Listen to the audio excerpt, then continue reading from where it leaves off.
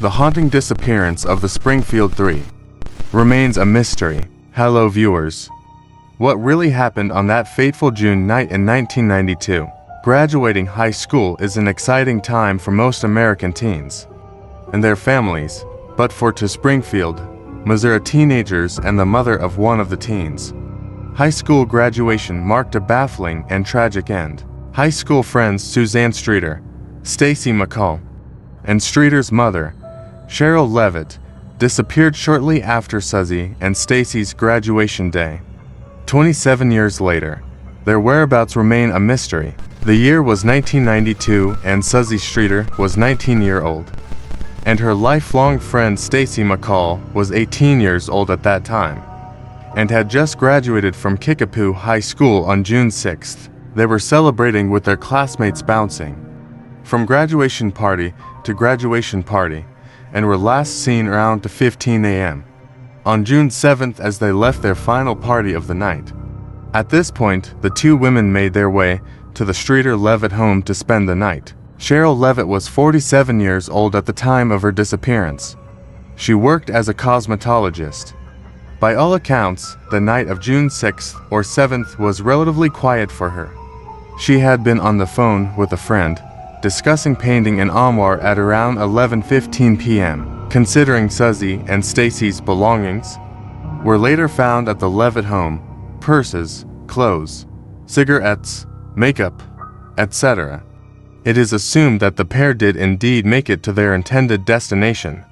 Their cars were also in the driveway. The next morning, however, when friends arrived at the Levitt home, neither Suzie, Stacy, nor Sherrill were anywhere to be found. A group of the graduates planned to go to a Branson, Missouri water park together on June 7th. Janelle Kirby, a friend of Suzie and Stacy's, expected the pair to arrive at her home on the morning of June 7th to set out together for the water park. But the morning rolled by and Suzie and Stacy still hadn't showed up, so Janelle and her boyfriend decided to go over to the house to see if the girls had left for the water park without them. As they approached the front steps, they noticed the porch light globe was broken, though the bulb was still on. Shattered glass glinted in the sunlight. Janelle's boyfriend kindly grabbed a broom and swept up and disposed of the glass. He thought he was being helpful. In actuality, he unknowingly contaminated a crime scene. The front door was unlocked. Upon entering, Janelle and her boyfriend noticed everything was intact, with no signs of struggle. Beds had seemingly been slept in. Packs of cigarettes were still present, and the cars were all parked in the driveway.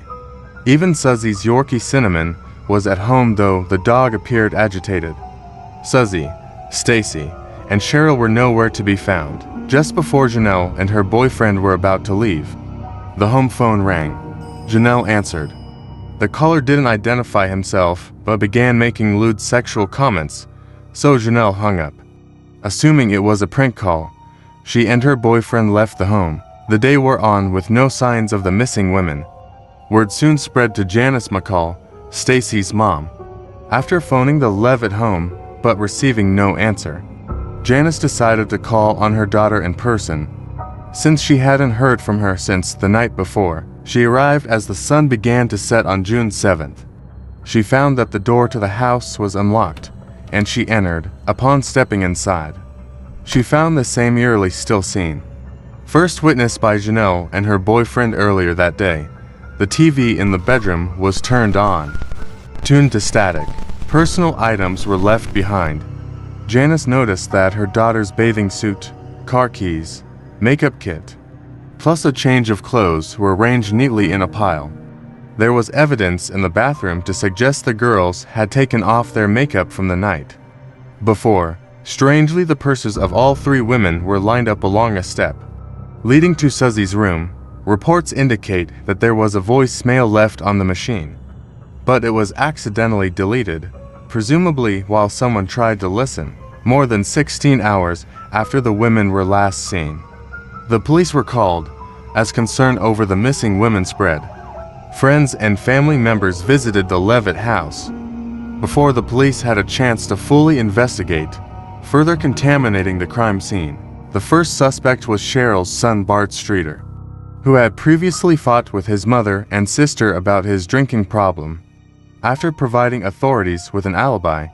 However, Bart was ruled out as a suspect. Authorities also suspected Suzie's ex-boyfriend Dustin Reclaw. Dustin and his friend Michael Clay were already on the authorities' radar, having been charged with vandalizing a mausoleum at a local cemetery and removing gold teeth from a corpse. Dustin and Michael cooperated with the police, however, and were ruled out as suspects. Authorities continued to search for clues, yet turned up precious little. Days became weeks and weeks became months, and the case went cold. Then in 1996, a promising lead came to light, in the form of a Texas inmate named Robert Craig Cox. Cox was a trained Army Ranger who in 1988 had been arrested and convicted in Florida for the 1978 murder of Sharon Zellers. That decision was reversed by the Florida Supreme Court in 1989 due to insufficient evidence.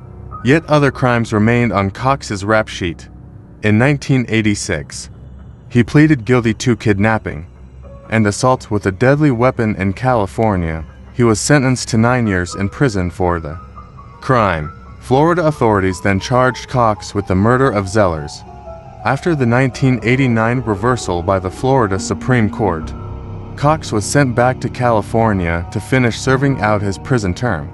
The Orlando Sentinel reports that he was paroled in late 1990 and soon returned to his boyhood home in Springfield, Missouri. Cox worked as a utilities worker at the time of the disappearance of the Springfield 3. Cox also reportedly worked as a mechanic at a used car lot, where Stacy's father was employed as a salesman. He was interviewed by police in 1992, but claimed he was with his girlfriend on the morning of June 7th. At the time, Cox's girlfriend had corroborated his alibi. By the late 1990s, Cox was behind bars, yet again serving out a 30-year sentence for armed robbery in Texas. It was then in 1996 that Cox told a KY3 News reporter he knew about the disappearances and deaths of the Springfield 3. He claimed he knew the women were dead and that their bodies would never be found. Furthermore, Cox's girlfriend had later come forward to recant her initial corroboration of Cox's alibi. She claimed that Cox told her to lie if cops ever asked where they were that fateful June weekend. Cox, however, was a notorious attention seeker. Authorities were uncertain as to whether Cox was just lying about his involvement to keep himself in the limelight. While Cox was a promising suspect, authorities had no concrete evidence with which to pursue. Eventually, the case went cold yet again. Investigating the case of the Springfield 3 has led to nothing but dead ends and frustration. Theories about what happened to the women that night run the gamut from kidnapping and human trafficking to calculated murder. At one point, investigators received a tip that the women were buried in the foundation of the south parking garage at a local hospital, though they did not believe this tip to be credible enough to justify tearing up the concrete. In early 2019, reports surfaced that Bart Streeter was arrested on suspicion of public intoxication, disorderly conduct, and attempted false imprisonment of a 15-year-old girl. After a February 28 incident at a nail salon in Smyrna, Tennessee, the Streeter family later released a statement saying the charges were exaggerated. What really happened on that fateful night back in 1992? Was it an abduction planned in advance? Was it perpetrated by just one person? Did the women leave willingly, as there were no obvious signs of a struggle? All of these questions continue to gnaw at authorities and heavy on surviving family members, despite approximately 5,000 tips over the years. The case remains unsolved. In 1997, the police declared the 3 women legally dead. Still, the case has not yet been closed. So any information that you do have is still welcome by the police. So viewers, this was the haunting disappearance of the Springfield 3 remains a mystery. Viewers, like other cases of people like my other videos, their case remained unsolved and police did not find her kidnapper and killers. Friends, what you can say about their chilling disappearance? Who killed or kidnapped them? Please tell me in the comment box. Friends, if you like this story, please like this video and subscribe my channel for more amazing horrible real stories. And do not forget to press the bell icon. Take care of yourself and I meet you in a new video.